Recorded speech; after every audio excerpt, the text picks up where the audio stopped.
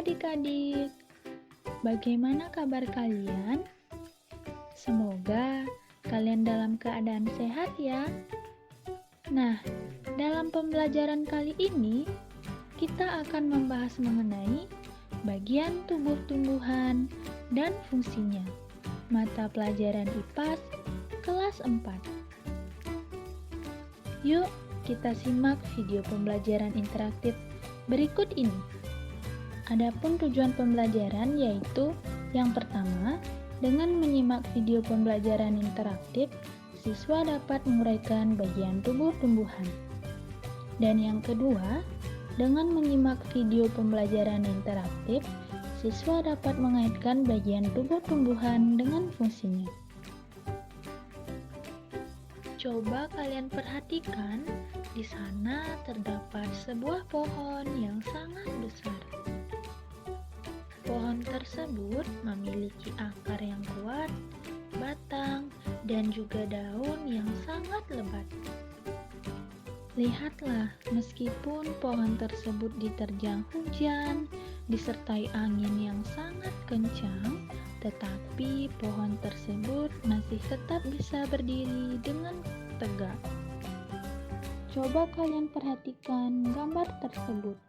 Apakah yang terjadi?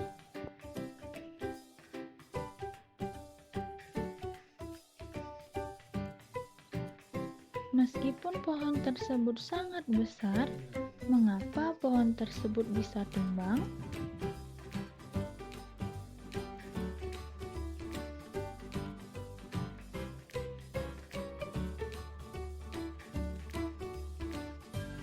Pohon tumbang disebabkan oleh beberapa hal, yaitu akar pohon yang sering terkena hujan dan akar tersebut menjadi lembab sehingga mengakibatkan akar tersebut mudah untuk membusuk. Selain itu, akar juga dapat dimakan oleh rayap yang ada di dalam tanah. Pohon tumbang juga disebabkan oleh tumbuhan yang menempel pada pohon tersebut, misalnya seperti tumbuhan sisik naga. Tumbuhan tersebut akan menempel pada batang pohon sehingga menyebabkan pohon tersebut menjadi tumbang. Perlu kalian ketahui bahwa tumbuhan bisa tetap berdiri meskipun diterjang hujan dan juga angin. Hal ini dikarenakan tumbuhan merupakan makhluk hidup yang ibaratnya sama seperti manusia, yang memiliki tangan dan juga kaki. Tumbuhan dapat bermanfaat bagi makhluk hidup lainnya, seperti manusia dan juga hewan untuk melangsungkan kehidupannya. Setiap bagian-bagian dari tumbuhan tentu memiliki fungsi masing-masing untuk bertahan hidup. Menurut kalian, apa saja sih bagian dari tubuh tumbuhan? Tumbuhan dapat berdiri dengan tegak karena tumbuhan memiliki akar. Akar adalah bagian tumbuhan yang letaknya bisa di dalam tanah atau di luar tanah. Fungsi akar yaitu sebagai penopang agar tanaman dapat berdiri dengan kokoh. Selain itu, akar berfungsi untuk menyerap air dan mineral dari tanah menuju ke batang. Adapun jenis-jenis akar. Yang pertama yaitu akar tunggang. Akar tunggang memiliki akar pokok. Akar pokok bercabang-cabang menjadi akar yang lebih kecil. Dan yang kedua yaitu terdapat akar serabut. Akar serabut berbentuk serabut. Pada bagian ujung dan pangkal akar berukuran hampir sama besar. Setelah akar ada juga bagian lain dari tumbuhan yaitu batang. Batang merupakan bagian tumbuhan yang berada di atas tanah. Batang pada tanaman adalah tempat tumbuhnya cabang atau ranting. Batang berfungsi sebagai alat transportasi yang mengangkut air dan mineral dari akar menuju daun. Selain itu, batang juga berfungsi untuk menyalurkan hasil fotosintesis dan sebagai penyokong daun, bunga, dan buah untuk tumbuh. Batang memiliki beberapa jenis. Yang pertama yaitu batang berkayu. Jenis batang berkayu adalah batang tumbuhan yang terdiri dari kayu. Contohnya adalah batang pada pohon mangga. Yang kedua yaitu batang rumput. Nah, batang rumput ini merupakan batang tumbuhan yang berruas-ruas dan juga berongga. Contoh batang rumput pada tumbuhan yaitu batang padi dan juga batang pada rumput. Dan yang ketiga adalah batang basah. Nah, batang basah ini merupakan batang tumbuhan yang lunak dan juga berair. Contoh batang basah ini yaitu terdapat pada tanaman bayam.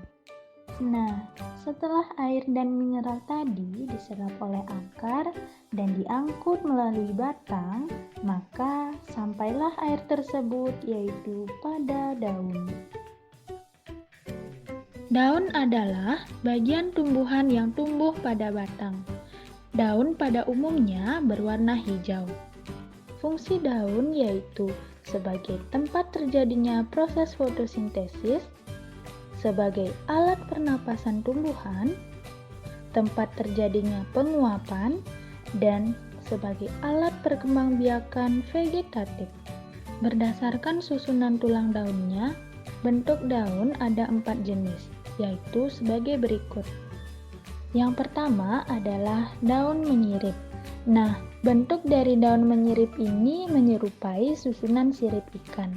Contohnya yaitu daun mangga, daun jambu, dan daun nangka.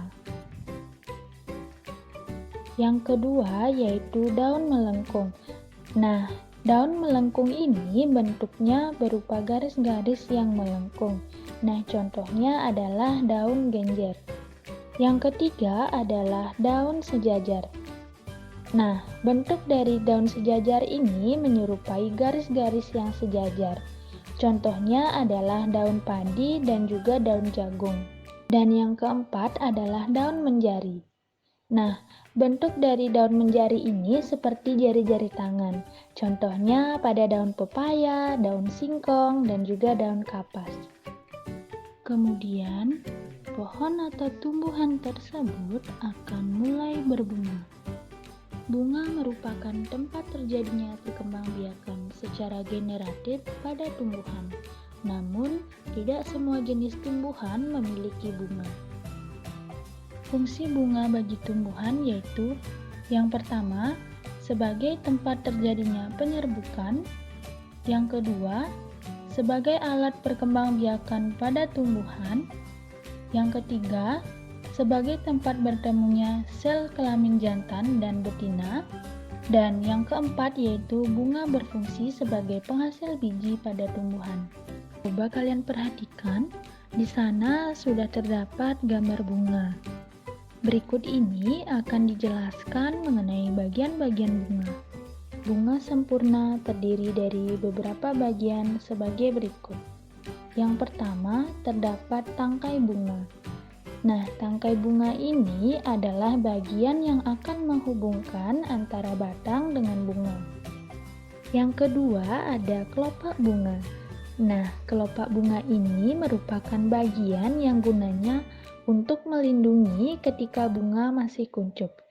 Nah, coba kalian perhatikan, kelopak bunga ini biasanya berwarna hijau dan bentuknya menyerupai daun. Yang ketiga, ada mahkota bunga. Nah, mahkota bunga ini biasanya bentuknya sangat menarik dan juga berwarna-warni. Nah, perlu kalian ketahui, mahkota bunga ini berguna untuk menarik perhatian serangga. Kemudian yang keempat ada benang sari. Nah, benang sari adalah alat kelamin jantan bunga yang berguna sebagai alat perkembangbiakan pada tumbuhan. Dan yang terakhir yaitu ada putik. Nah, putik atau alat kelamin betina pada bunga ini biasanya berguna sebagai alat perkembangbiakan pada tumbuhan. Kemudian, pohon atau tumbuhan akan mulai berbuah. Buah adalah hasil dari proses penyerbukan pada bunga. Nah, biasanya buah merupakan cadangan makanan yang dihasilkan oleh sebuah tanaman yang dapat dinikmati oleh makhluk hidup lainnya. Buah berfungsi sebagai yang pertama untuk melindungi biji, yang kedua membantu dalam penyebaran biji-bijian, yang ketiga sebagai penyimpan cadangan makanan, dan yang keempat yaitu buah berfungsi sebagai sumber makanan yang dapat dikonsumsi oleh manusia. Nah, apakah kalian tahu? Nah, jika buah itu dibelah, maka di dalam buah itu terdapat biji. Apakah kalian tahu apa itu biji? Biji adalah bakal biji dari tumbuhan berbunga yang telah masak. Nah, biji ini merupakan cikal bakal tanaman baru. Tanaman bisa tumbuh dari biji. Biji berfungsi sebagai alat perkembangbiakan pada tumbuhan. Selain itu, biji juga dapat berfungsi sebagai alat penyimpanan makanan dan biji dapat berfungsi sebagai pelindung embrio dari kerusakan dan faktor lingkungan yang buruk sehingga biji ini dapat digunakan pada saat kekeringan atau serangan hama. Perlu kita ketahui bahwa tumbuhan memiliki manfaat yang sangat penting dalam kehidupan, terutama bagi manusia. Bagian tubuh tumbuhan mulai dari akar, batang, daun, bunga, buah, dan biji tentunya dapat dimanfaatkan dalam kehidupan bagi manusia. Manfaat bagian tumbuhan bagi manusia. Bagian tumbuhan sangat bermanfaat bagi manusia sebagai sumber bahan pangan atau bahan makanan dalam kehidupan sehari-harinya. Selain itu, bagian tumbuhan sangat bermanfaat bagi manusia sebagai bahan perabot rumah, sebagai jembatan, bisa membuat permainan seperti membuat layang-layang, dan masih banyak lagi manfaat yang didapatkan. Bagian tumbuhan juga dapat digunakan oleh manusia sebagai bahan pembuat obat-obatan, misalnya seperti pembuatan minyak kayu putih dan juga jamu tradisional. Nah, bagian tumbuhan tersebut dimanfaatkan dengan sebaik mungkin sehingga memiliki manfaat yang sangat besar bagi kehidupan manusia. Setelah menyimak materi, selanjutnya yaitu jawablah pertanyaan pada kuis interaktif berikut ini.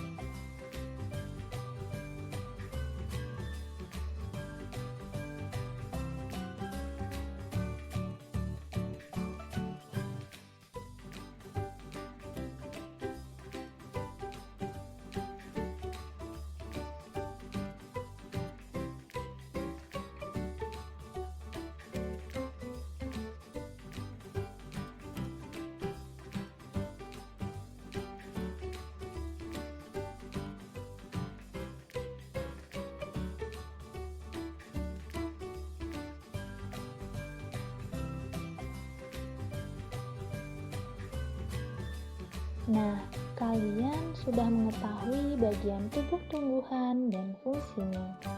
Semoga video pembelajaran interaktif ini dapat bermanfaat bagi kita semua. Sampai jumpa dan terima kasih.